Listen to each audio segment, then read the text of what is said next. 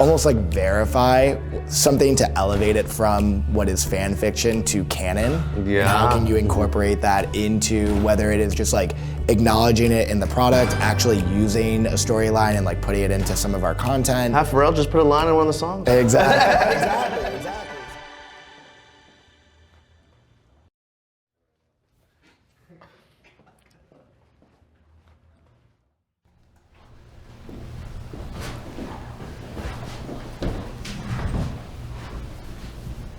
Gentlemen. What's up, guys? Hey. Not much. Nice to be here. Doing? Everyone ready? Feeling good? Let's do it. Got plenty of energy from the last week. I don't know about plenty of energy, but Energy depleted. yeah, we got enough in the reserves. I'm pretty sure, yeah, we'll pull it out of you. Perfect. Well, it's fantastic to be here with you guys. It's an honor, really, to unmask some of the incredible talent and creativity behind some of the largest NFT collections and IP creations on chain. So we're going to talk today a little bit about that and what you guys are building and why it's important and novel and where it can go. Cool? We can talk about that. Looking forward to it. Everybody this over the top. We're equipped. I think we're equipped. I like cartoons. Well, I think we all know each other, but still, I'm David Pakman from CoinFund. We're investors in crypto, but I have a passion for and a lot of history dealing with online entertainment because I spent a bunch of time as an entrepreneur in digital music and trying to bring music online. But you guys have done just such an amazing job of building on top of the initial standard of how to put IP on chain. So tell me about who you guys are and why you are who you are. My name is Nick. I'm a co-creative director at Claynosaurz, and like I've been in the animation industry for 13 years, and I've been building IP for the big guys for 13 years, and traditionally it's something that's like extremely price gated. It's institutionally gated as an artist to want to build your own characters and go to market with it, or even build a fan base around it. You either don't have the money to do it or don't have time. And so for me, I think NFTs just felt like a natural trajectory for me to be able to take a team of artists and like take back control for us. I was also a collector in NFTs. I was like super curious about that stuff. Almost. What like did you collect 2 when years. you were a kid? When I was a kid, oh my God, I wasn't a Lego guy. I was a Playmobil guy. And the reason You're one of those. Oh yeah, yeah. I'm a weirdo. I'm a weirdo. But I think like for me, I was into Playmobil because I was like a cinematic guy, and I was into movies. And at the time, Lego wasn't doing storytelling. At the time, Playmobil was like, hey, we're gonna do like cowboys, pirates, police officers, whatever, bank robberies. I remember the. I would make like these big scenarios, and as a kid, I was super into. This is so cheesy. Obviously, Jaws, Jurassic Park, you name it. Like, Jaws is not cheesy. It's one of the best movies ever made. Yeah. Indiana Jones, stuff like that. So that was it for me. But I've always been a big collector as well, whether it was like, Pokemon or I'm a hoarder. So like I'll collect like miniatures and pop vinyl, you name it. So obviously like just collecting digitals just makes a lot of sense for me. I was always into gaming as well. So like, gun skins, aesthetics, things like that. So we won't ask your parents to show us your childhood bedroom. Bursting at the seams right now. Or my work desk. Or my work desk. Okay, great. Good.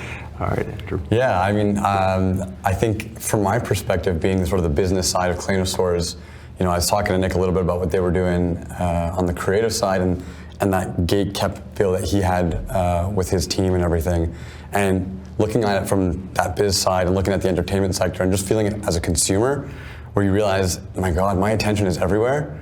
It's impossible to find things. It's impossible to enjoy brands and to find new things that are good and original. I sort of recognize there might be something to this, like an opportunity in the entertainment sector that needs fixing.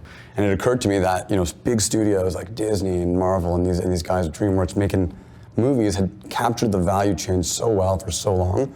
But with distribution being unlocked, and of course Web3 and NFTs being a huge part of the opportunity that exists in distribution channels today for collectibles in particular, there's a whole set of opportunities that is new and that these big gatekeepers don't see anymore. So it's like the other side of what Nick was seeing is like, wow, like not only do you guys feel this way, but the consumer feels a certain way as well, that opens up a great opportunity in the entertainment sector. Jumping into the sandbox with Claynosaurz has been an adventure. Every day I get deeper and deeper down that sort of rabbit hole, if you will. It's just more and more reasons for why this makes so much sense.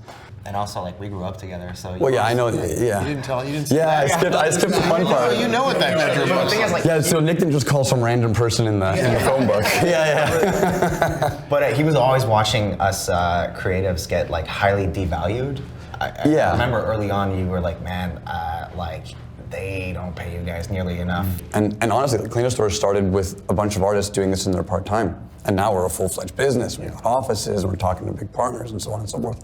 And you know, it's one of those things where you now have this distribution channel that allows opportunity for a number of creative folks who are not offered the opportunity as a consequence of like their merit, just their inability to get up all the capital. Just with the jobs that are available. Yeah, right. So I think it's a wonderful way to unlock ever more creative IP. And going back to the consumer, how often do you see really new, great, creative, original IP?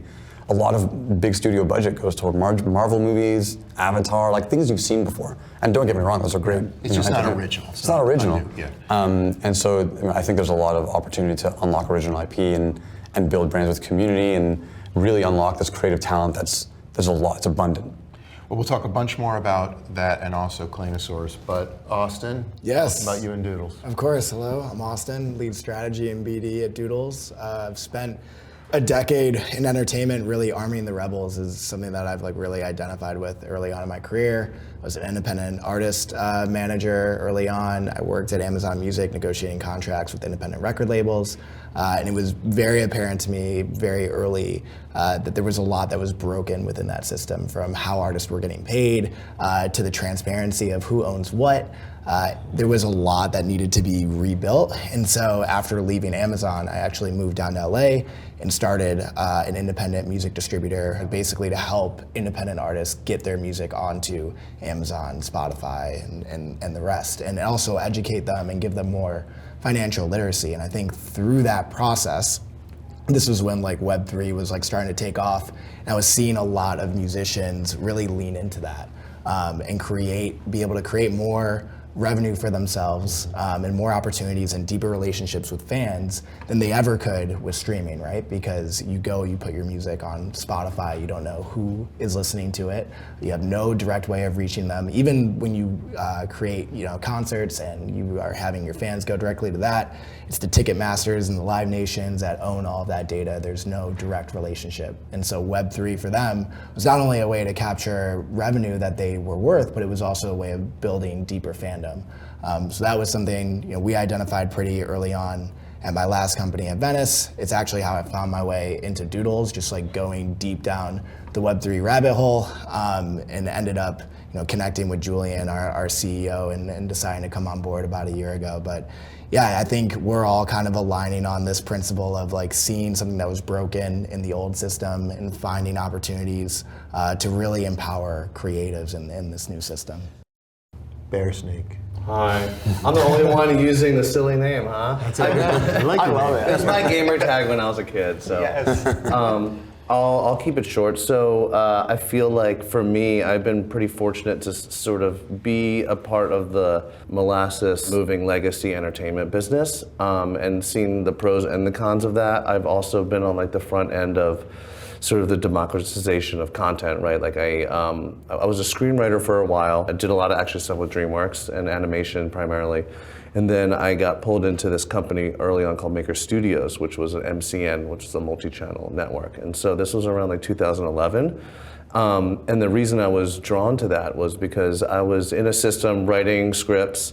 There were like subjective decision makers called development executives. That maybe just had their jobs, because I always called them, I shouldn't say this, but they were just assistants that never got fired, right? They just, you don't rock the boat and you don't get fired, and then eventually you find yourself as a development executive. And it's unfortunate because they probably have great skill sets doing something else, but that's what they ended up doing. Anyway, it was very frustrating being a screenwriter, just like it was being an artist. And so I walked into this little studio on Washington in Venice in LA. And it was the exact opposite. No one was thinking about what they were making, they were just making it. And it was so punk rock. It was exactly what I wanted to do. It was like cuffs off.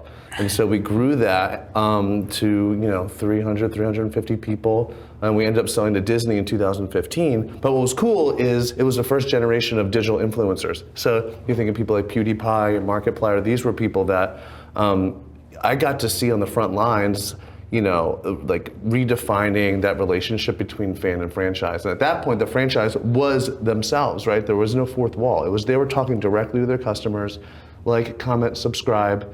And it was beautiful, honestly. And then we got bought by Disney. I won't go into all of that, but it was really cool being inside of that house and seeing how there's a lot of good things that they're doing, right? They're obviously we can talk about the negatives, but they've been doing pretty well for a while now. And I think for myself, it was great. It was a great experience. So. They built a VR company, and again, like emerging technology, moves very fast, and then got into Web3 through Forgotten Runes. My two partners, Elf and Dota, they created Wizards, Forgotten Runes, and then that day, Elf, who I worked with at Maker, called me and said, "Hey, like I just sold 10,000 Wizard NFTs." And I was like, "That's cool." I said, "If you ever need any help, let me know." And he called me the next day. I was like, "I want to make a TV show."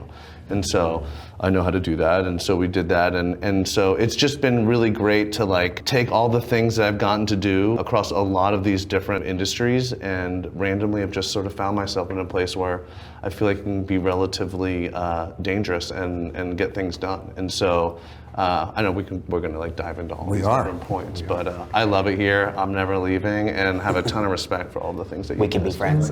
Yeah.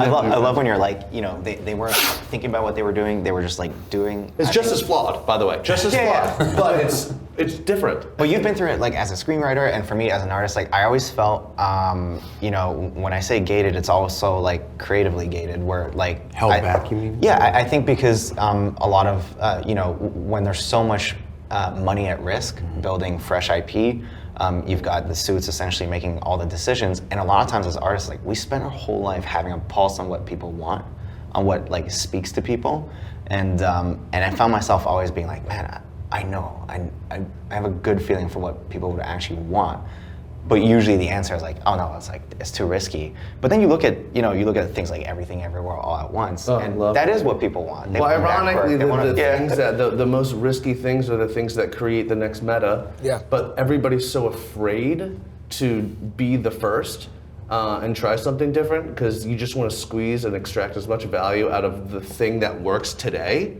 It's so boring. Like I just don't want to do that. But it's interesting because like as an animator, you guys are the farm league. You're the next directors. They're going to create the next Madagascar, the next Shrek, the next Panda. But it's like they almost refuse to accept that, and they make it really hard to like funnel that up. And that's what's great about here is you already can make the thing that everybody wants. So then you just surround yourself with people who have like complementary skill sets. You can build an audience. You can raise capital. And if you actually get feedback, and you're constantly like evolving it.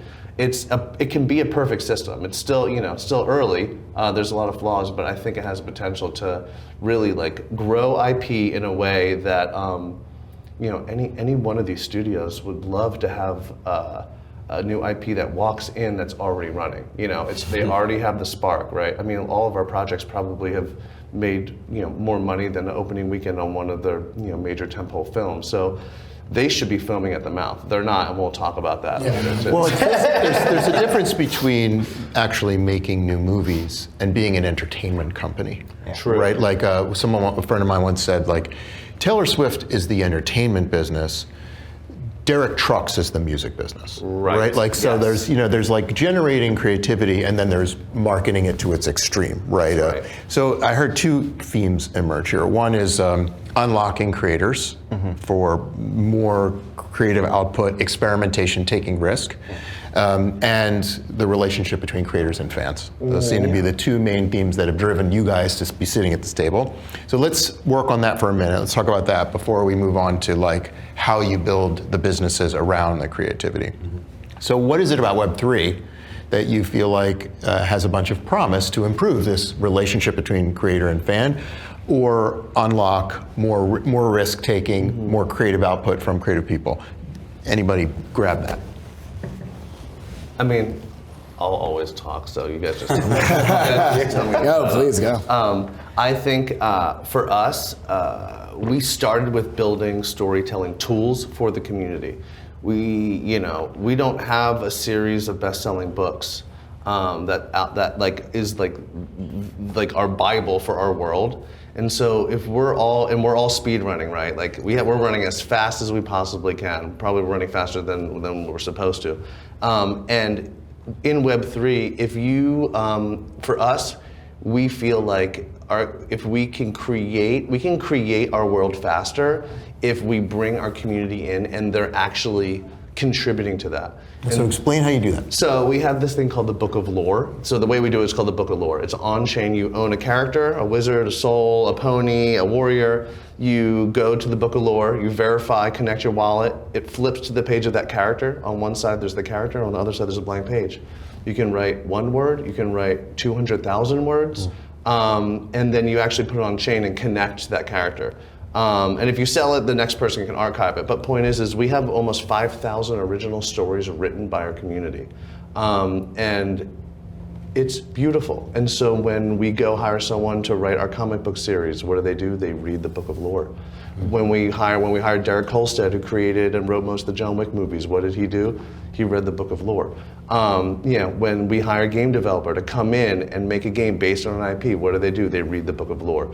And now we have created a whole entire LLM that allows you to tease out and ask questions. The point is I think that's the power of Web3 is again instead of we're the source of truth, I think it's we're the source of truth. So let me get a little deeper on that.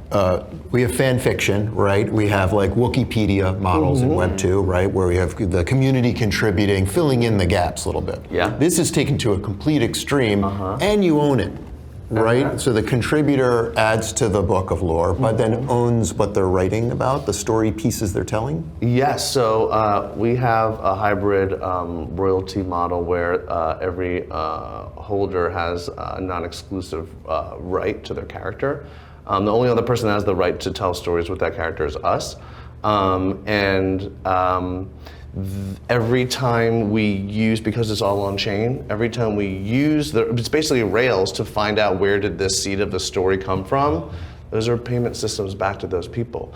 So instead of a one-way value extraction from the IP owner, whether that's the studio or it's J.K. Rowling's entity, and they're just pulling money up, it's really this virtuous cycle. And again, it's all one big experiment, but so far it's working very, very well. We're actually just about to cut the first checks for our issue #1 in our comic book. The checks are real money.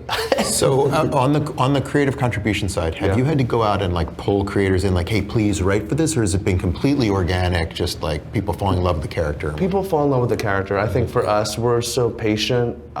I'm going to be doing this in 20 years, so I think for us, we just slowly have really just found the right people. If you build a tool that is specific to the type of community that you want, you will eventually find those people. And we've felt the same. The amount of UGC we see, or user generated content, is through the roof. It's absolutely insane how engaged the fan base is, and I think part of that is because they feel they have skin in the game. Via the digital collectibles and via our ability to kind of track all of those wallets and throw in reward loops. But it's been a really special experience. They want to give feedback. They're contributing their time, or much more of the time than they otherwise would as a normal fan just watching a TV show. Usually it's a one-way relationship. It's I'll watch the TV show and that's it. Maybe I'll go on Wikipedia and if I'm a Giga fan. Right. But now we're seeing people that are not normally super fans that will take the time to write wikis or whatever, and they're there contacting us and hey, I have this idea, and I think this is where it goes, because they want to see the property as a whole. So in your case, the world of Forgotten Runes, and in our case, just Clanotopia, Claynosaurz as a whole, and Doodles. They want to see that company, that IP, succeed outside of its own echo chamber, because they were there at the start. They're part of the history of the company. They have access to us. Discovery. Yeah, discovery. And also it's it speaks to what we were talking about like our relationship with our audience. You know, I have like Leo in the back somewhere. He's one of our animators, but you know, he was telling you yesterday, he's like, thank you. Like, this is like changing my life. Like, we've brought him to a few of the events, and actually we brought a few of our other animators to the events, like in Amsterdam. And when we were screening our cinematic, and you've got 1,000 people just like screaming at what we've done, and we're not used to that. Well, let's talk about. Giving me goosebumps over here. No, but it's like, I know. I was talking to Inky about that. because this is kind of crazy. So through this dimension of like relationship between creator and fan, Claynosaurz, you guys have created something that's really profound. So like, just talk a little bit about like what happens at your events, how many people you've been getting at these things, and the passion you're seeing, because it's incredible. There's a lot. I mean, I think we're on our 4th event now in just about a year, and I think on the first one, we were sort of like, I don't know how many people are gonna actually show up to this, because you have like 30,000 people in Discord, you got 50,000 people on Twitter, and they're engaging, but like, are these people real? You know, bear snake, you know? So like, that dude's not real. But you know, you're like, are these people gonna really show up? Yeah. So we like rented a little spot in LA, and it was, I think we planned for like 400 people, and then so the day of, there seems to be more interest, like 500-600, and then it was kind of a blowout event where we were just totally packed for hours. We had some of the artists that worked on the projects, and some artists that are also involved in some other things we do at the event. So filled out the room, everyone got along well, like the way you would imagine, like a community that's all rallying behind this one brand, like they all got around. There's so many parents going like, my kids are. Yeah, we have a lot of, we naturally curate a group of people that are often parents due to the sort of nature of our IP. So a lot of parents, which is also really great for us, because it's a question you get, right? Like, you know, these guys are buying NFTs, and you know, the price is sometimes pretty restrictive in many cases. It's like, but your product, is this for kids? So when you have parents who are like, yeah, like my kids, my family, we love it, it's really great for us in that sense. But on the event side, we started very skeptical, and then we did New York last year, and that one was like 800 people, and then we did Amsterdam, Breakpoint, Salons, Breakpoint, Amsterdam, and we had like 1,200 plus people. That was more people than were at Breakpoint. Yeah. It was a superset of Breakpoint. That's what happens when you have really cool IP. It goes to show you, like the NFT communities and rallying behind a brand that's easily understood, because often there's a lot of stuff that you can do with Web3. A lot of it's very complicated. A lot of it's sort of just like intellectually, it takes a lot of work to get there. But when you have a product that's just like cute Claynosaurz, cute little dinos, a lot of people can associate themselves with that without needing to go beyond that. Like your 2 projects, no one's gonna look at either one of your projects and be like, nah. Yeah. Like even if you don't like it, you're not gonna say like it's just so accessible and broad. Thank you so much. Thank you. Wow. So we gotta keep this one. It starts with. Thank you, sir. But you're saying it starts with the quality of the IP, right? I think so, yeah. I am such a huge fan of like when I see both of your projects and you know nothing about them, you're like, oh, that could be the next Hello Kitty. Like this could be the next like biggest 3D and like the next Minions, whatever. It's just. If you don't have that, then like, what the hell are you doing? You're just like, that was our approach, and I know that's why like we have a really good relationship. Is like quality was everything, and we knew that quality was one of the big gaps in Web3, or at least for a lot of NFT projects. And we're like, if we're gonna bring kind of like validity, it needs to be a product that like normies are gonna consume, and then ask you, oh, okay, it's an NFT. Like, why is that? Like, it looks like what my kids are watching anyways, like, or it looks like what I'm used to seeing. You know, like you look at Doodles and it's just like, it's so hip. Well, the Doodles playbook, it's built around this ethos of like entertaining, engaging, right, exchanging. Tell us about that. I see you read my Twitter thread. Yeah, maybe. You did prepare. Impressed. Yeah, so we talk about like the 3 E's: entertain, it's entertain, engage, and exchange. So the idea being that one, you want to cast a really wide net, right? And so building on socials, building the IP where people are, getting them excited about Doodles and the brand, and then being able to capture them into a first-party product experience, which we call the studio. That's where you engage them. You can go and create your own avatar, start collecting wearables, and all you need is an email address.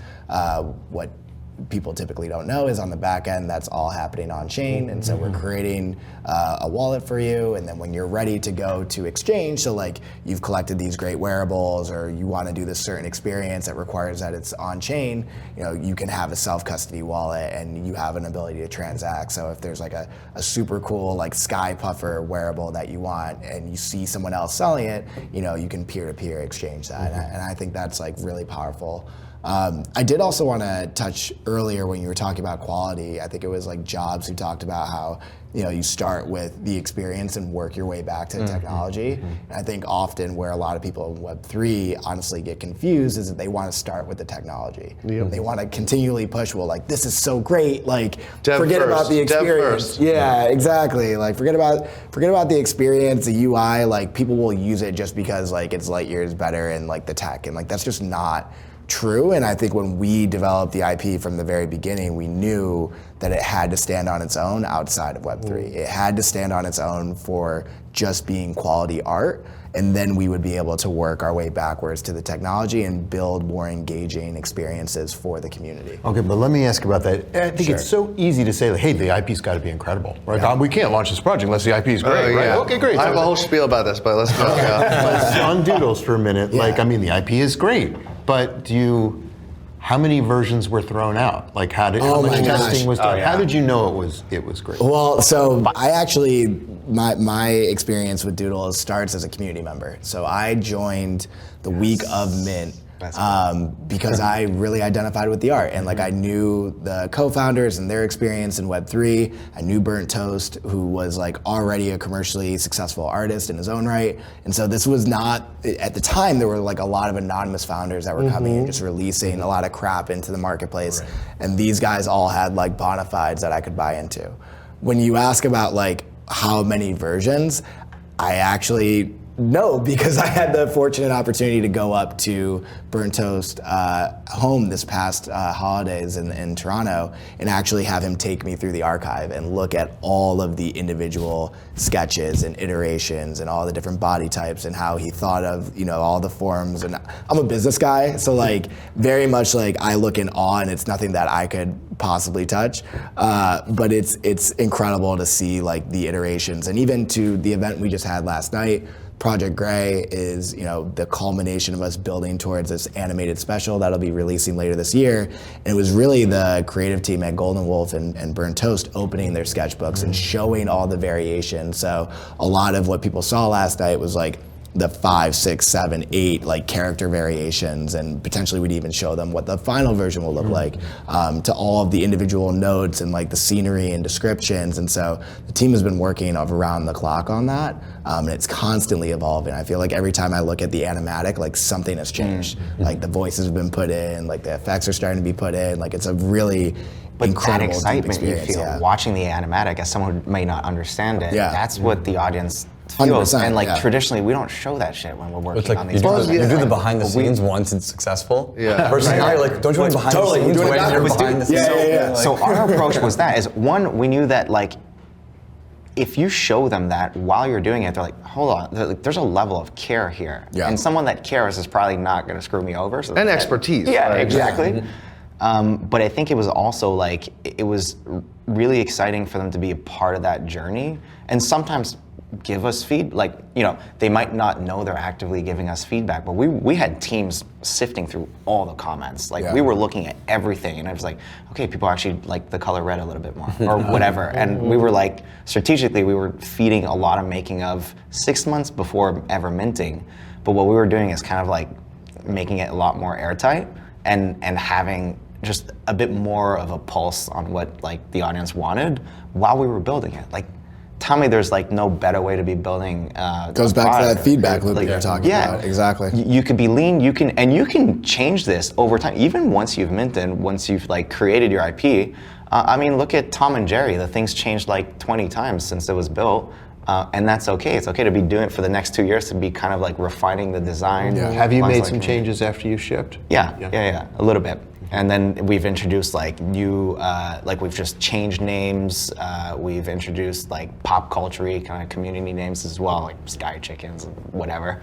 Really funny stuff. But yeah, we've kind of like just made the designs a little bit more airtight, and I think that's the beauty of it, is like you can leverage those feedback loops all the time. On top of like, again, there's parents that are part of our communities, and sometimes like, hey, like my kids love like this part of it, and we're like, okay, like let's pump the gas on that part of it, right? And they don't realize how much of an impact that It's is. so Like that's valuable. another part of these IRL events is like you get this feedback, you're in conversations, you're meeting your internet friends, and like when I hear something, when you hear something, when you get feedback on something, you know, it's really impactful. It has direct like ramifications into your product, and like it's so cool for that to see. Bear, what's your spiel on when you know it's good enough? Oh, well, my spiel is more on like IP. Like I remember a year ago, the whole thing was like, okay, what are your IP rights? Like what rights does the holders have? Like, oh, UCCO and all this stuff.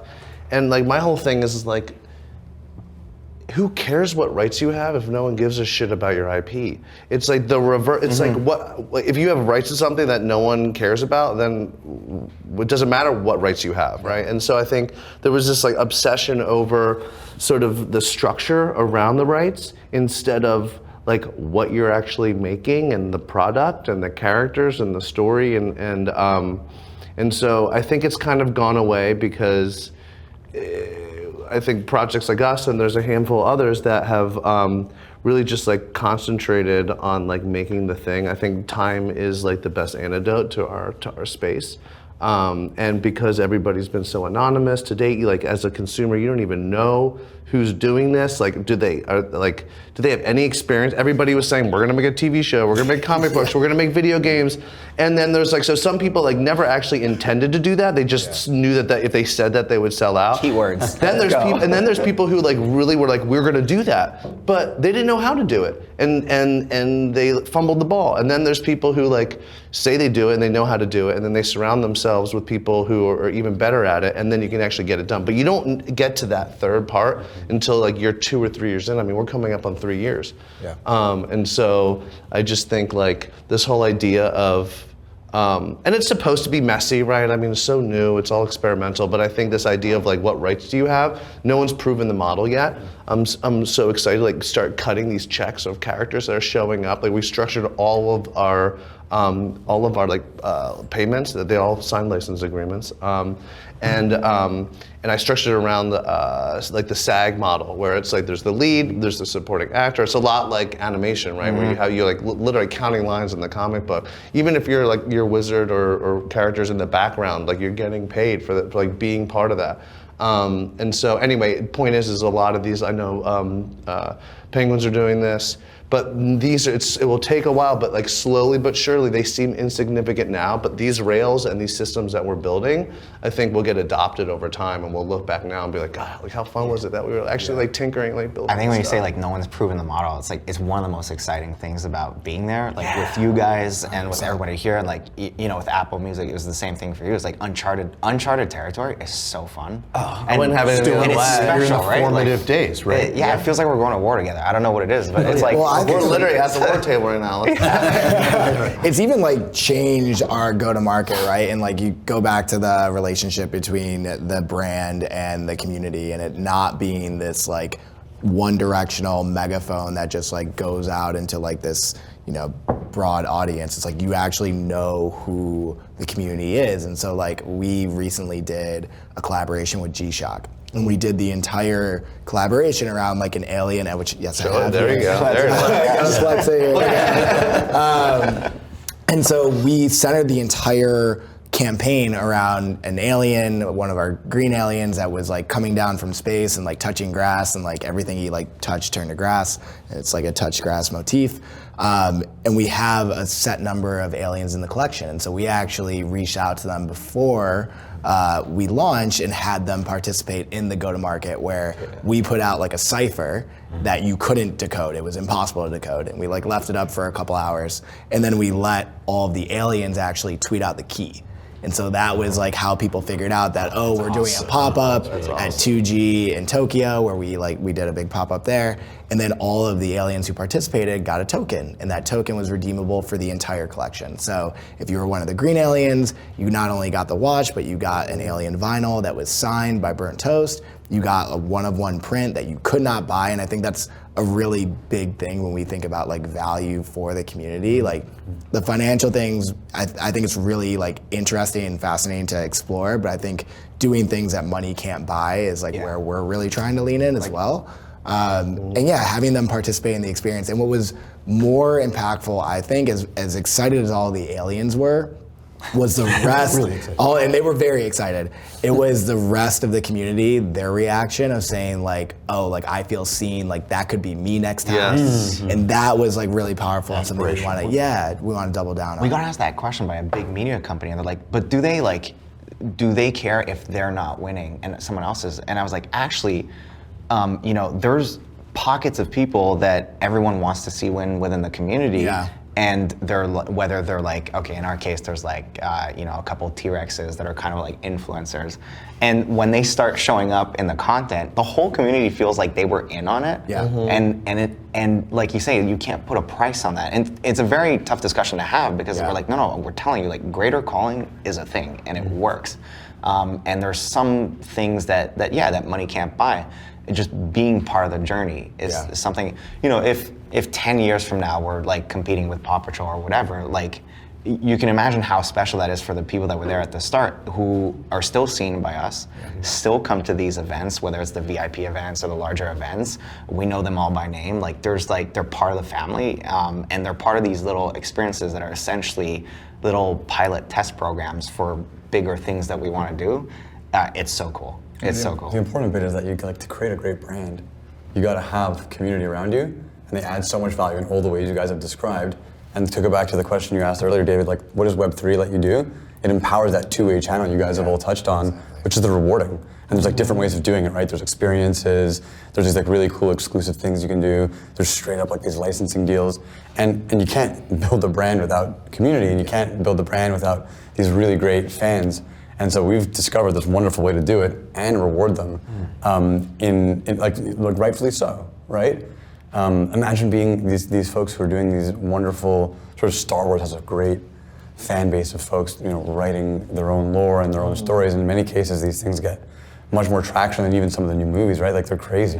So imagine being able to reward those people for that. It's that community that sort of organically grows. It's being heard. It's like there's no fourth wall anymore. And now, before it was like the first iteration at Maker was like, okay, I'm gonna be able to write a note to PewDiePie on YouTube, and you can like something and maybe they'll comment back, or you can be first. And now you can actually add to the lore of what you're building. You can actually have impact, and you can have a bunch of different ways that you're going to benefit from that. And I just think and the community is still small enough where all you need is 1,000 true fans, and you get 1,000 people cheering for you and building next to you. You're going to be running a lot faster than a handful of executives sitting at a table, sort of subjectively deciding what they think. It is like, it seems so obvious, but just like validating that participation and like creating a sense of belonging is something that like traditional brands just often fall flat on. Yeah. Because they're just Keep that wall in. right. Yeah. They're creating pure entertainment that isn't looking to actually create that like sense of community. It's simply meant to like almost be like sugar water, and then you just keep scrolling and moving on and moving on. But if you want to build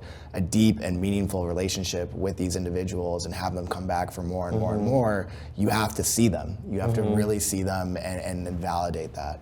Let me ask sorry, Barry. Oh no, it just reminded me of this like anecdote that like runs around in Hollywood where many times you'll hear like, oh, like the president of the network or the studio, their kid really likes it, so they greenlit it.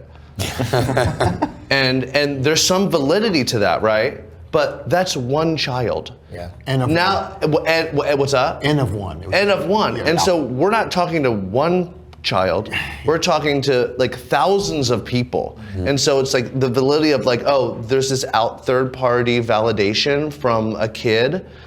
I understand why that's meaningful, but like, okay, that's one. we get to take advantage of that on such a scale, and look at what it's doing for us. It's just that story. I was like, oh, the exec's kid loves it. So oh my gosh, I would kill for this level of like product feedback, and as much as like, you know, it can be a double-edged sword, right? When you let people that close and like see everything and how the sausage is made, like it's 24/7. But I think back to my other experiences beforehand where like, you have to pay people to get this type of thing. Literally, there's company have to pay Focus groups, right? Exactly. So no, very, very fortunate. I think you just have to continue to nurture that. Yeah.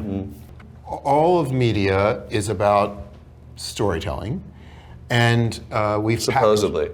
well, not always very good stories. But if we just look back over the history of like media formats, there's like these formats emerge for you to tell a story in, right? The symphony, an opera, a 3-minute pop song, a comic book, a 2.5-hour movie, a television series, a television episode, a 30-second TikTok, right? A tweet. These are all like formats for storytelling.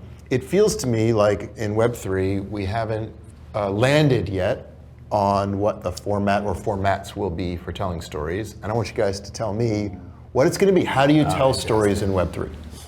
I don't think that there's any one way. I think that's what's really exciting about it. You know, I think we're all kind of leaning into transmedia as the format and telling different Explain what that means. Yeah, so there's kind of like two like groups of storytelling, like transmedia and multimedia. And multimedia is telling like one story in different formats. So you think about like Harry Potter. You like have the book then becomes a film, the film can then become a video game, but like it's all the same story roughly. Then you have transmedia where you have one story taking place in the comic books that's in the same world as the film, that's in the same world as your first party product that connects to your merchandise. And I think that is the future of storytelling, and like where I think we've all kind of collectively leaned into, like what we do on for Instagram and TikTok and the type of stories that we tell and the formats that we tell it in are very different than the like long form content we put in the product. It's different than what we do on X, where we know like our community has way more context into what we're describing. I think you guys do a phenomenal job of that. Even in the captions you use on X versus Instagram are for very different audiences. Exactly. And so I think just leaning more into that and being able to build a more immersive world is the future. I think it's already here. I think we're like doing it now. I think it's about like meeting people where they're at, really, and curating their fandom experiences and letting them also curate their own fandom experiences. And like you say, like the way we tackle what we post on, we might post the same video on crypto Twitter, but we'll make sure that it's kind of like definitely targeted for that audience. Who happens to be kind of like our original audience. And then when we go on Instagram, we do something that just like the different, like a wider demographic will kind of understand, like a day in the life kind of thing or whatever. And it's really important. And I think that the beauty of what we're doing is we're proving that it doesn't matter. You don't have to be so precious about it. I think, traditionally, in terms of storytelling or whatever, like even Star Wars was doing it, but all these big IPs, they're extremely precious. Make sure everything is linear. Make sure that everything is perfectly canonized and works together. But I think it's okay to say, well, here's the world, and it's okay if part of the experience is, it happens at a mural festival, and you're gonna see a whole bunch of like doodles in a certain way, but then there's like a couple social media posts and they're all curated a specific way, and it like when you first experience it, maybe it doesn't feel like it makes sense altogether, but I think on a visceral experience it really does. And I think that you just get it and you're like, oh, like I've seen doodles there, I've seen doodles like in little short clips, and it really speaks to me, and then I get to see this whole world, so long as like your tone is the same. I think that for us it was like, let's make sure the tone is vibrant, is warm and heartfelt, and it's about color, it's about a few things. If we're always in the same theme, then it doesn't matter how you package it, like it all works together. So I wanted to actually ask you about that, Bear Snake, because you have the lore Bible, right? And so how do you think through developing a consistent tone throughout the IP where everyone is, has full rights to like go and create their own stories? So I think you have to walk a line. I think when you look at something like the television show, we brought in Derek because he's a proven screenwriter, and he's like one of the few guys that have like out of nowhere created like a new franchise out of John Wick. And so obviously we want to give him the space to do what he does. And so I think it's like democracy, not everybody can be heard equally, but I think if you allow people, even if when you're having conversation with someone and you're actually listening to what I'm saying, whether or not like you agree with me, the fact that you're listening means something, and so I think like having Derek and then reading the book of lore and talking with the community, even if he doesn't like use everything from that, it's inspired by, right? And so I think, and also because of who Derek is, the community's gonna trust Derek. They're gonna be like, oh, this guy actually, they're okay with him leading the charge, right? And the same thing with our comic book. Our comic book artist has been like drawing Deadpool and Marvel and DC for a long time. They're gonna be like, okay, we're gonna trust him.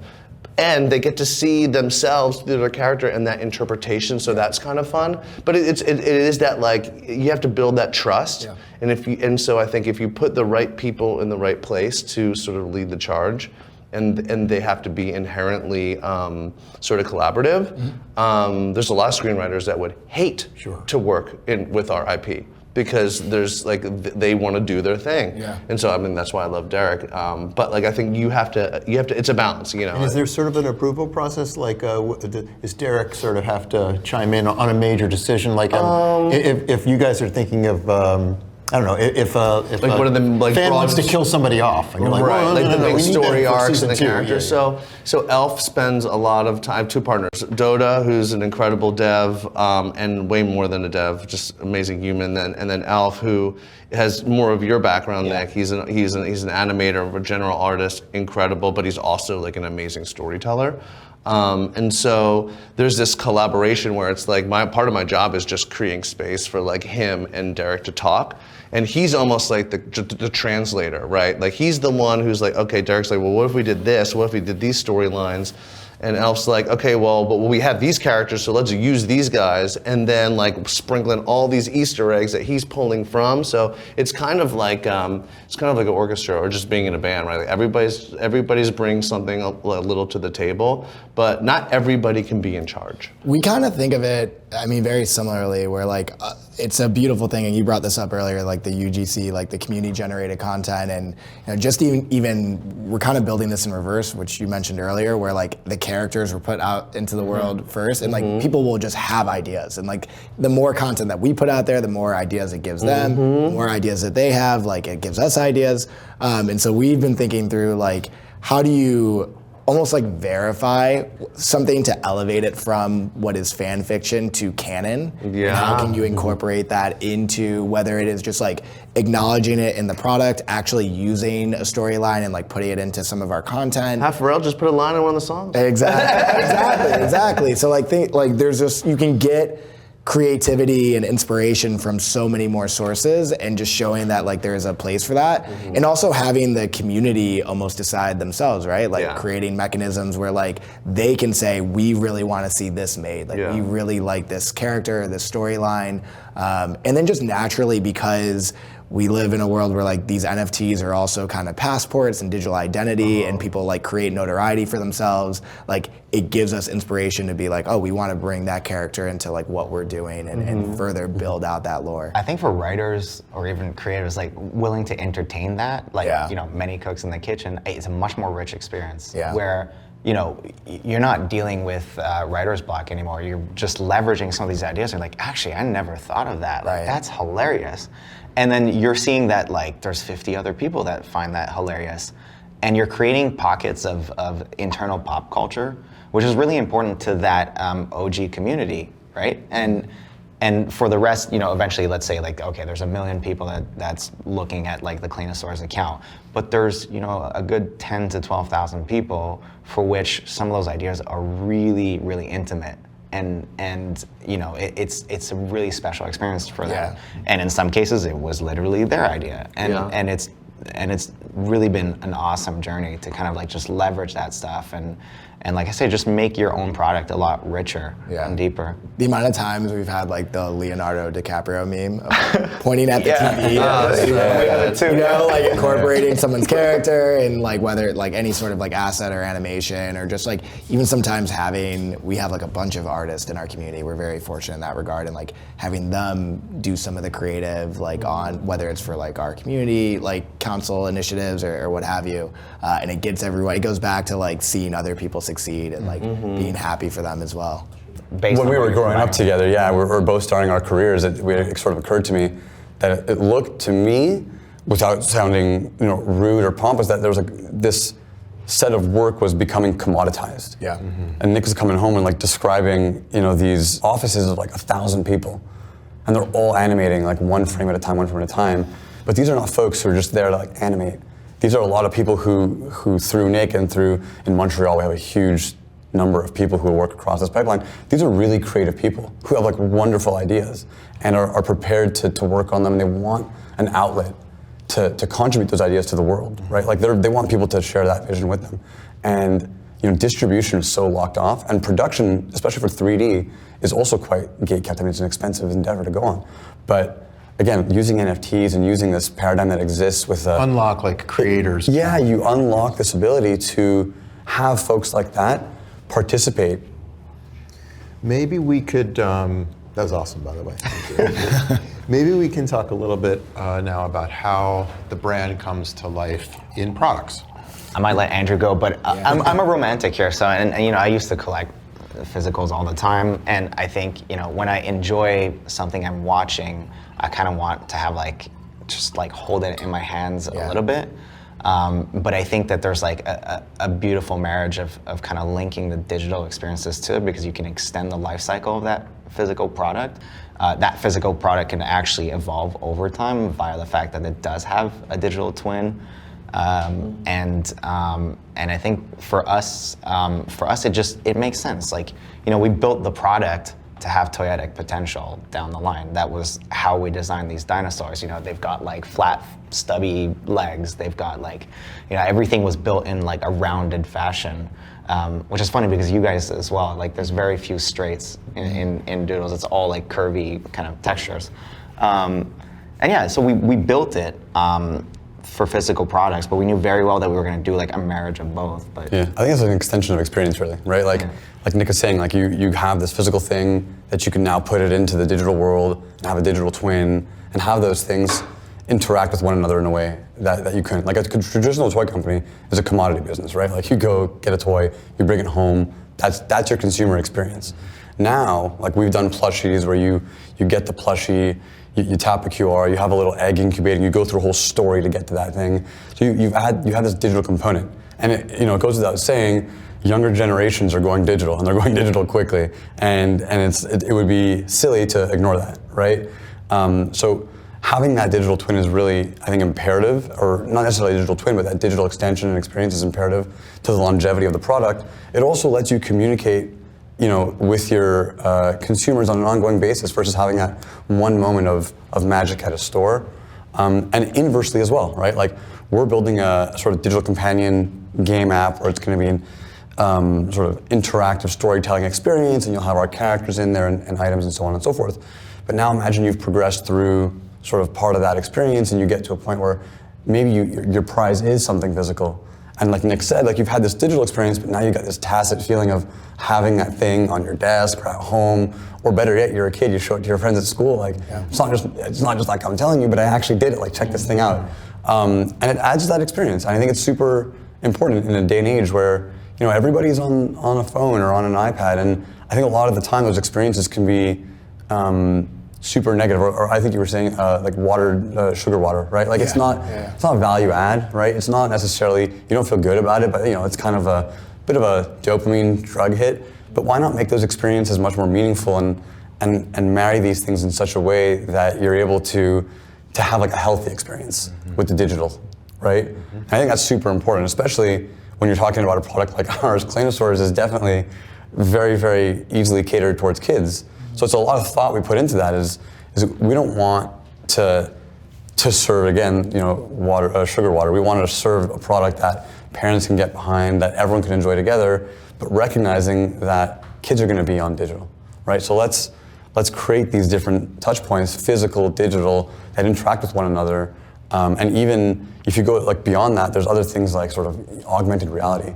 This is not a physical product necessarily, but it marries the physical to the digital, in such a way that might get you outside and might do these things. So to me, this is an extension of experience that empowers us to do so many more things along that entertainment. Like you said, we're not just doing shows, and we're not just doing little clips on Instagram. We are doing those things, but how do you make this brand live with the consumer and integrate it in such a way where they're proud of it and they're immersed in it everywhere? And technology is letting us do that more and more every day. So, physical and digital connection is one thing. Augmented reality, AI, all these tools will allow us to empower the users more and more and have them part of the brand more and more and build up those experiences in such a rich way. I think You guys, I'm sorry. Oh, no, it's good. I think what was important, I know, what was really important to us was to at least curate those physicals. And I know you guys are doing the same thing, because your vinyls are gorgeous. And we knew that it's also an important discovery touch point. There's a point in time at which we're gonna have all these beautiful programs of beautiful plushies on a shelf or whatever, and that might be somebody's first experience with Claynosaurz. So for us, it was really important to have really, really beautiful, in this case, plushies. We're developing other things, but I also see it as part of the transmedia experience. Is hey, That's what I was gonna say. showstoppers. Yeah, exactly. Well, you see this at Barnes and Nobles, and you're what is all think back of when Beanie Babies were coming out, or even you walk by Miffy. And my first experience with Miffy is I didn't really know the brand at all, but God, it was just gorgeous. And I'm a collector, and I was okay, so now that there's 6 of these colors, but they're 8 different types of materials, I kind of want at least 5 of them because I'm a hoarder. And but I think that's part of the experience. Is maybe your first time experiencing Doodles would be at, you guys, it was at Shibuya, I think you? Yeah, at Shibuya. And you said there were people that had never heard of NFTs, but they get the physical and they're that's a beautiful product, and then, oh, what's this digital thing that comes with it? And oh, well, this thing can provide more and more as part of the storytelling experience. And I think that's it's just so cool. Yeah. Living in a world where products can have a call to action is something I think we all really are trying to take advantage of, and this physical to digital bridging, it was probably a buzzword for a while, but it's really sticky. If you can go from having a one-time experience, with an audience to making them a real community member.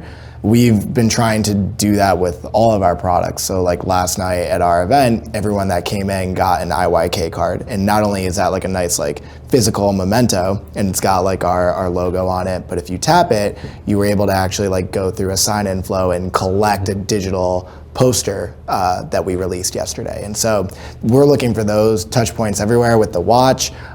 We released digital version that had different rarity. And so not only do you get the physical, but you have an opportunity to get a digital that could be more rare, and oftentimes people want to spend more money on the digital than the physical because they can flaunt it in front of everyone and what have you. And so it's been a way for us to go deeper, to bring people into our world and bring them into the studio, our first party product. It's been a way for us to tell more engaging stories, and just bring people into the ecosystem.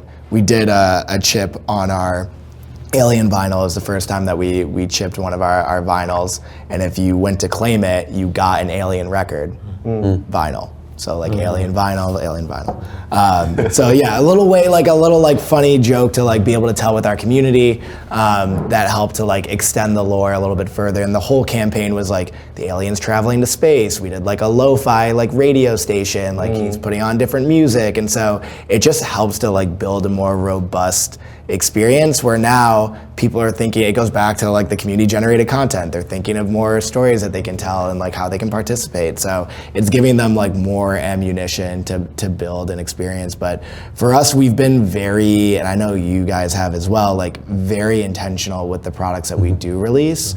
in very limited quantities. We've been focused on like our designer vinyl and plush and making sure that that feels like the anchor of the brand, and that they show up in places that people love, that they are proud to have in their homes, and they're kind of like talking pieces as well. And then of course like soft goods are important because everyone wants to be able to rep the brand, and they just are always asking for it, and so you have to also just be able to deliver what your community is asking for. Speaking of being very careful about which products you release, you guys made a pretty big announcement yesterday. We did. Want to talk a little bit about that? Yeah. So this has been basically since the genesis of the brand, what we've been building up to. So we announced yesterday that we will be launching an animated special premiering at Toronto Film Festival that is directed by Golden Wolf and Burnt Toast. Golden Wolf is an Emmy Award-winning animation studio that's been around for a decade that we had the fortunate opportunity to acquire at the beginning of last year, and Burnt Toast is our artist and founder. The music will be created by Pharrell Williams, who is also our chief brand officer, and answers the question of like, what has Pharrell been doing? He's working, all right, everybody. He's working. He has been working. We also were able to announce Lil Wayne and Coi Leray will not only be on the soundtrack with Pharrell, but they are playing like key characters who are Captain Stoke and Daisy. So Captain Stoke is, I can't reveal too much, but he's a skeleton, and Daisy is a flower. So they've already gone in and done the voice acting work around that.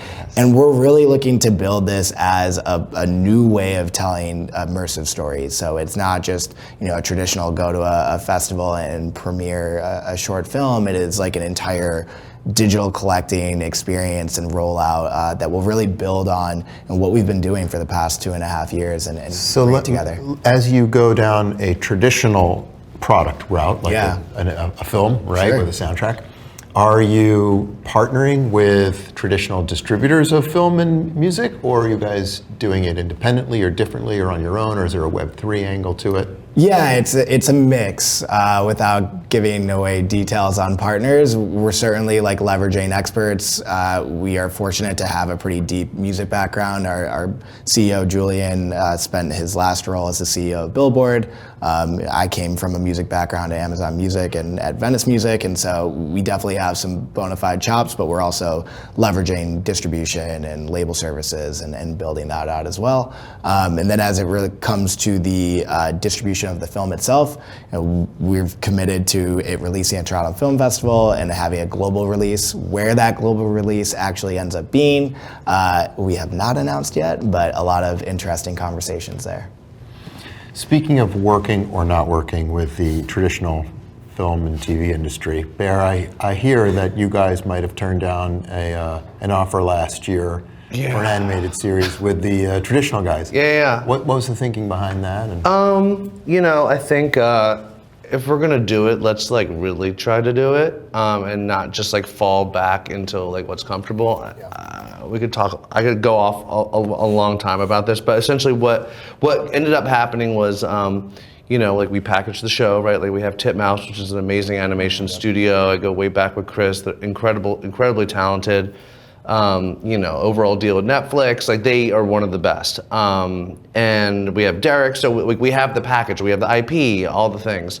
And I think with this idea of like redefining that relationship and like bringing in the community and the audience into the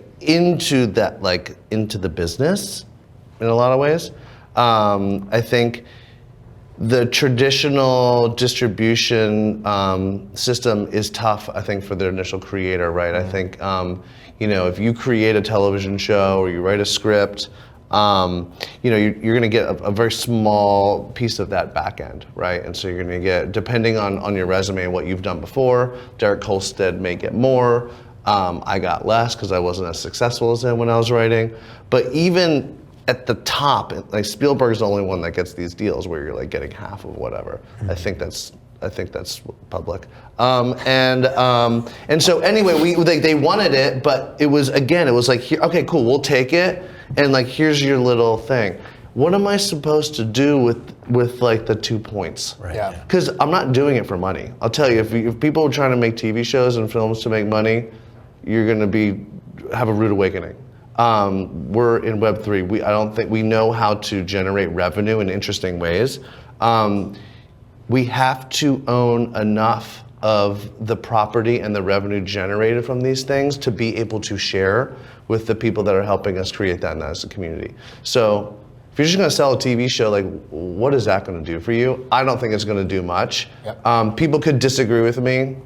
No, we view it very similarly. Like, and before I actually joined, the team had gone and basically pitched this idea to every major studio and every major distributor and gotten that exact feedback where it's like, okay, yeah, like we'll do it, but like you're getting pennies on the dollar, and it just didn't make sense for our model. We also thought that ultimately the IP wasn't being valued, and also like we're not coming as like just a recent new IP with no built-in audience, right? Yeah, and you're bringing your own audience. Exactly, and it's something that I think Hollywood is still struggling to catch up and understand. Yeah. And it's so interesting because like they have such a hard time breaking new IP and are like struggling for it, but they're not willing to like lean in on risk, which creates an opportunity for all of us at this table to like go and do it ourselves and create leverage for ourselves. It's a larger issue though, I think. Yeah. You look what's going on with the strikes last year. Yeah. You look at like what's happened from when Netflix disrupted the entire system, and you got into streaming and the business model of like subscription, and then everybody pivoting and chasing that, and now where are we? All of those, like all of the subscription models have been completely saturated. Everybody was cutting the cord 10 years ago. Now we're paying even more than we were for our direct TV because we have 15 different streaming services. And so we've saturated, there's no more subscribers, right? You can only subscribe to so many things. Netflix is running ads. If that doesn't say anything, like that's all you need to know. Netflix is now running ads, and not that it's a bad thing, but point is they have to go through a drastic evolution in the next like year, 2, 3, to be able to find like sound footing. And in the meantime, people like us are in a really great position because like I don't really need anything from them. I'll just make it, and I know that what we're gonna make is just as good or probably better than most of the things that they're going to buy anyway. So I'm just going to make it, and then if Netflix doesn't want it, then Amazon's going to want it. Plenty of buyers. The writer's strike was huge for us as popular NFT projects that are monetizing in other ways, right? Like we had, and you know this, like maybe 2 years ago you try to find a couple artists that I know very intimately, and they're like, NFTs, like I don't, I've heard about things, and now it's like we get calls from guys from Pixar and from wherever, and they're like, I was telling you. Actually, I think what you guys are doing is crazy. We interviewed, it must have been like, we started like 18 storyboarders recently. One of the interviews with someone who had worked at DreamWorks, Nickelodeon, all over the place, and he's like, look, I've been following you guys, and it's tough out there right now in LA, and I think that the way you're able to take back control is crazy, and it's insane. And I was looking into NFTs, and I know like many of my friends think there's something wrong with it, but with what we're going through right now, I think maybe it takes guys like you that are like gonna figure this stuff out. And we're gonna go one by one, all of us. Yeah. One by one. But that was the plan, right? It's like, hey, like we're the crazies that are gonna do something crazy, and I think it's gonna work out. And it feels like this self-fulfilling prophecy. And I think that like we're very empowered, right? Like, yeah, you've got the disintermediation of distribution. Sure, like as a creator nowadays, you can go to YouTube and Instagram and whatever, but you're trading off like one gatekeeper for the next, right? So YouTube and the other platforms will still keep the lion's share of the revenue.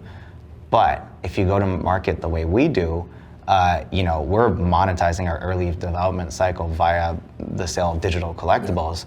We don't need the money from YouTube. We can leverage those platforms to hold on to our leverage to accrue familiarity. We're not on Instagram because we want to make money off views. We're not on YouTube because we want to make money off views. We just want people to know the product. We're making money elsewhere. We're not desperate. Yeah, now when we go for distribution deals with whether it's Netflix or whatever, we're holding on to the points. And I think that's where the model is going, is like, hey, like we're proving the new model in this ecosystem where, streaming's kind of turned everything on its ass and it's all over the place. And I think I think it's really important, and I think it's like it's been a really great strategy for us. Yeah, it's going to be an inflection point, right, where these streaming services can't afford to fully finance everything, right? They wanted to finance all of it because they wanted to hold on to all of it. They can't afford it. So guess what? We're just going to make cool shit, pay for it ourselves, and they're going to be happy about it because now distribution is a much better business than producing at scale. And so I think that point's going to come in the next like 12 to 18 months, I think. But you're not paying for it yourself. You're actually selling it to customers. Like that's what's so novel, right? Like right. But like even the biggest studios in the world, David Ellison pays for what, like 40% of like Paramount's slate. Like most studios they're trying to de-risk all the time. I think a lot of people, my friends from like the world, I have like a couple friends who are like agents, and I'm like, yeah, we're just gonna.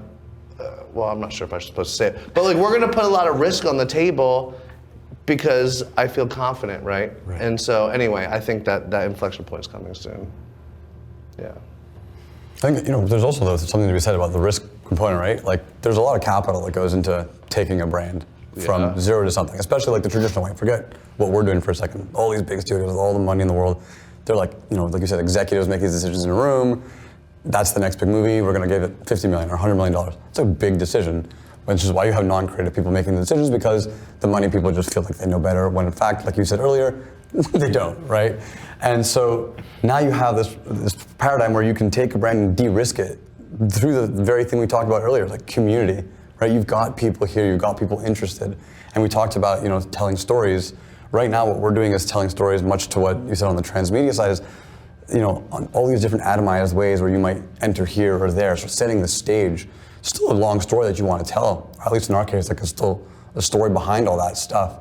And I think what we think is going to be possible is getting the project to the point, possible, without giving away too much, it's definitely possible to de-risk to the point where you can have those big conversations, and rather than getting the sort of 5 or 2 point back end, I think we're going to get to a point, as you said, like more and more people are going this route, where you're going to get the Spielberg 50-50. Well, we're going to be licensing. Yeah. We can be our studio. We're just going to license. Yeah. I mean, you guys are cheating because you have your own animation studio. So easy. I hired 15 storyboard artists. You big jerk. Last time I saw Angie, we're like, I know. But it's just. Yeah, I think it's really about this risk, right? Like, all the gatekeepers are these big studios, which are monolithic, right? Like, they've got so much overhead. They've got to produce something, a lot of money, people in the room, and it forces them into decisions that are suboptimal. And I think the value capture for this sector going forward is what we are, is like creating the IP, de-risking it, and then letting community tell the story in one way, or maybe it's handing it off with a really good deal. There's all kinds of different permutations of how you continue that story, but de-risking vis-a-vis these paradigms we're discussing, I think on like the social media side and the transmedia side and the Web3 distribution and community side, that's the opportunity for IP in the future. That's the value capture. That's what they're all chasing too, right? Like that's what they want. Also, like to the point of how expensive it is, this is, by the way, I would not want to be in this position. They have to make a bet and spend 100, 200, 300 million, that's not even talking about the marketing budget, and be right in 4 years. Yeah. It's nuts. Yeah. What? Yeah. Like that's insane. We're right, every week. Yeah, we are. Little by little, without building the whole thing, right? Yeah. Well, even internally, we had like times where like we have great trend or something. Oh, can we do this for tomorrow? And the creative guy's like, we need at least 2-3 weeks heads up. So we've managed to get that production. And we're discussing 2 weeks. Are you kidding me? Yeah, exactly. But the flywheel is so quick, especially on socials and the way things move and the attention's everywhere. I take great pride in it. I shouldn't take great pride. They should take great pride in it because the creative guys have done this. But we've managed to get that sort of churn to a place that's quite good. But and when it falls flat, like who cares? Like great, now we know. Let's do the other. Do it again tomorrow. That's what it's about. Yeah. It's like you're not waiting and not showing any of the production process, no BTS, nothing for 2 years, and then hoping it's going to stick, right? God, which is why they're just working on franchises. But I think all of us being here at the crossroads where streaming is kind of imploding, it kind of feels like taking a bet on like mobile gaming before the iPhone shows up. It's. I like that. Yeah, like it's really, I think, special. Yeah. And it just feels like it just feels right. It's kind of cool that we're all doing animation too. Yeah. I guess that was the point of this, huh? A little bit, yeah. Little thought put into it. It's the longest I haven't been on my phone in 3 years. Can you feel it? Oh no, I like going my back to body's nature. heating up, my hands are sweating so bad right now. There's been 3 earthquakes. There's a fucking earthquake in New York today? What? You all seemed very present for this conversation, I have to say. This is nice. No fun thing. Yeah. Thank you. I don't feel like I'm here, but. Anything else you want to touch on? Make sure we talk about. I just feel incredibly fortunate to like have these type of conversations, to like see other people that are also like in the trenches building. Like the last couple of years were not easy, you know, and like when a lot of the attention in the space went away, like everyone kept their heads down, they built with their community, and I think you're seeing the fruits of that labor like starting to really materialize, and I just remain really motivated and excited to see what we all do, and I get really excited when I see any project bring something new to the space that people are getting excited about. So, And I think like the commonality of it is really good. Like what I've experienced is with projects like you guys and Azuki and whomever is kind of really trying to spearhead all of this. It feels like we're in it together. There's not so much competition, especially because we're all like IP plays, and really I can love Minions as much as I love Doodles, as much as I love Claynosaurz. It's not zero sum, man. Anyone who's talking about zero sum, there's like, so much real estate for IP, and I can consume all of them, and therefore I think all of us want us to kind of grow together and figure this stuff out together. Like we have a really good relationship. We're always on calls with each other. Yeah. That goes with some of the other top projects. And I love that. I love that cross-pollination. It feels exciting. I had mentioned this in a tweet a while back, but I was like, hey, the day that like all of us are at the licensing expo but have like a lot of real estate there is going to be a special day for that industry. And it'll be like the day where everyone's like, oh shit, like that was something. That was actually the play. Yeah. Yeah, no, I think something that you said, I think is something that like is like the ethos of like why I'm here. There's a lot, like, I think we were already in like the 1%, right? And then everybody got wiped out. And so just to be like sitting here with the homies that like actually stayed and like we're like, I think we all feel better than ever. To be able to say that, it's pretty cool. Why did you guys stay when it got hard? Oh, because it's way too much fun. I knew we had something. Like it's just, you can always fall back on the brand, and when you know that you're not selling vaporware, like when you know that this needs to be in the world and you get that feedback from the community that also showed up every single day and also, saw the vision, it wasn't even a choice. Like for me, it was more of just like, who's gonna be on the other side? Yeah.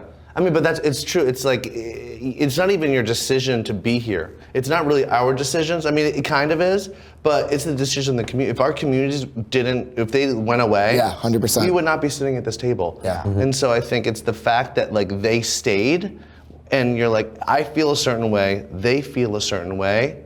All right, we're gonna keep doing this. And their we're belief gonna is win. infectious, your belief is infectious, Yes. and it kind of just like props both up together. And I think it's like, if your vision is long-term, especially for whether it's a new tech player or whatever, is uncharted territory, like that it's not gonna be all rainbows and butterflies. Well, maybe for you guys it's rainbows, but Quite literally.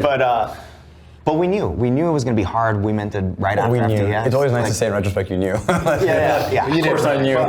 You had We had faith. Yeah. I think that's the right way of putting it, yeah. We had faith, and we believed wholeheartedly in the product itself. And like you said, it was like, we knew we could fall back on the brand at some point in time, but we were like, man, we're going to see this thing through, and it's exciting. And I think that if we do this right, all of our colleagues at Hollywood are going to come knocking and be like, shit, like you were right, like you weren't so crazy after all. Is it important to you that happens? Kind of, and I know it's a little bit vain. It's all right. It's a little bit vain, but and I think we feel the same I way. told It's you like, so. I've It's been- kind of nice. Yeah. I know, dude. It's like when I was an animation supervisor, I would be the middleman between like clients and the vendor or whatever. And there was so much decision making where I was like, it doesn't have to be that way, or like, man, you guys are like. What do you tell someone new, right? Like, here's a question that comes to mind. Like, you have these. And I these was folks right. that are interested. That's the part. You have these folks that are super interested, right? And we talk to artists like this all the time, right? It's like, what's the playbook? What do they do? Because I think it's a really interesting conversation, and I think we're inviting people and saying, hey, like, you guys should try this. But what's step one? I mean, For who? For the creative person that's listening to this conversation that says, I know these people, we know these people, and they've got this great IP that they've sort of worked on in their spare time, because these are naturally creative people, like we said earlier, and now it's like, well, what do I do? Like, do I mint a project? Well, how do I do that? Or do I just start putting things on Instagram? Well, how do I do that? I know Like, the answer for us. well, we have a long document about how to do this, but I'm saying, like, we know how to do it, but I'm saying, what do you say to someone, like, in a nutshell? Like, what do you tell them? I think you have to be a participant from like Explore a collector. You have to explore first. You have to be in the spaces where people are convening. You have to hear the conversations, understand the meta before just going quick to like, I'm launching a project. Right. Like, the space is like really about authenticity, I think, at its core, and people can like, particularly after going through the battle scars of the last cycle, like they can sniff out a lot of BS, and so it just has to be authentic. Like you have to develop your own why. Like why And look at the Web2 projects that, and I won't name them, but I'm sure you know some of which. sure. But like, you know, that showed up and it's like, oh, we're like from Disney and whatever, and then it's done, right? Yeah. Like, and that's just, and the product was great, and maybe they'll do fine in like the Web2 side of things. But I think it's like, you have to have a pulse. And like you said, like you were a collector, I was a collector, and I had a lot of friends that were doing one-of-one art, and so most of my circle was one-of-one artists, mostly on Solana, but some Ethereum, and being a part of those communities, and it's like, you know, you spend 8 months in the trenches, and one day you wake up and you're like, I think I get it. It's kind of like that Neo, like, whoa, like, I'm in the Matrix now. And then we had a lot of confidence minting a project, because then we had the troops behind us. We had a lot of community members going, no, like, yeah, they're from Web2 and they're from Hollywood, and it hasn't always worked for these projects to come into the ecosystem, but they get it. Like, they've been in my community for months, and like, they see the bigger picture and they see the new paradigm and whatever. And I think that call to action and the fact that we had a pulse, and every project here as well, is like, you know, you got to be a little bit degen for it to work right now. And I think so. What I would say is like what Austin is saying is like, get into it and be a part of those communities, and maybe buy a couple NFTs and you know, play around with it for months. It's like playing a video game, or like World of Warcraft. Like, you don't know how to play that game until you spend a couple months into it. And you're like, And oh, the best man, I'm in game the metaverse. designers were gamers for a long. That's right. Oh yeah, big time. And then but on our end, we plan on incubating as well for. Yeah, that's why I said our playbook's a little different, because we've already got a platform. So it's like, let's say someone doesn't have a platform, doesn't have that experience, doesn't have the, I mean, we've got resources now, you know, like we said, we're able to contribute things to someone otherwise wouldn't have. But And we would love nothing more to see other artists change their lives, but not just change their lives, like tell the stories they wanted to tell, you know, and haven't been facilitated to, or have been told it's like, nobody's gonna wanna watch that, it's too risky. Again, it's why I said like everything everywhere all at once. Like a couple of years ago, they would have never made that movie. Never. Yeah. This has been totally awesome. Yeah. Real, what a great conversation. Wicked. Nick and Andrew, Austin and Bear, amazing. I feel like maybe like 5 years from now, we'll look back at this and you guys will be like, you'll have all the justice that you wanted and Hollywood at your feet.